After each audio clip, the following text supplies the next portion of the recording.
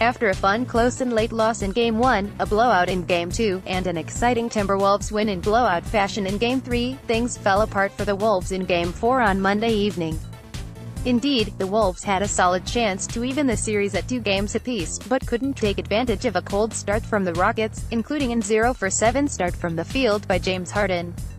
It would be easy for the Timberwolves to fold up and head home with their tails between their legs, but if the fourth quarter of Monday's embarrassment is any indication, don't expect that to happen in H-Town on Wednesday night. In what was at one point a 39-point game, the Wolves buckled down and threatened to get the deficit back to single digits late in the fourth quarter. Now, is that effort that significant? Probably not, no, but it's better than the alternative, and the fact the Wolves essentially outplayed Houston for 3 of the 4 quarters in what was still a 19-point loss has to give some hope to the coaches and players.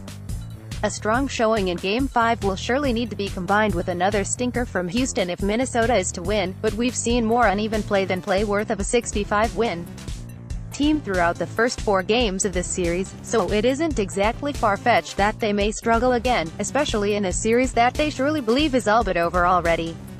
Win, of course, would send the Wolves back to Target Center, only needing one more win to force a Game 7.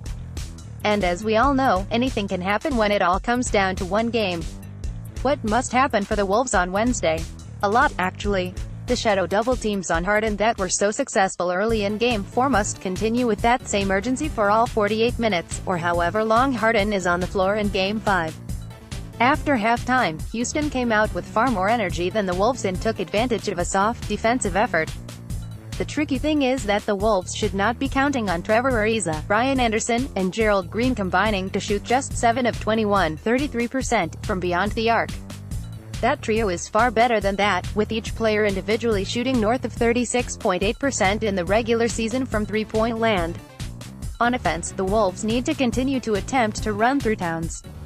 It worked early in the game on Monday, and while the Rockets' defensive scheme against KAT is actually quite genius, the Wolves found a way to exploit fairly regularly in their Game 3 victory.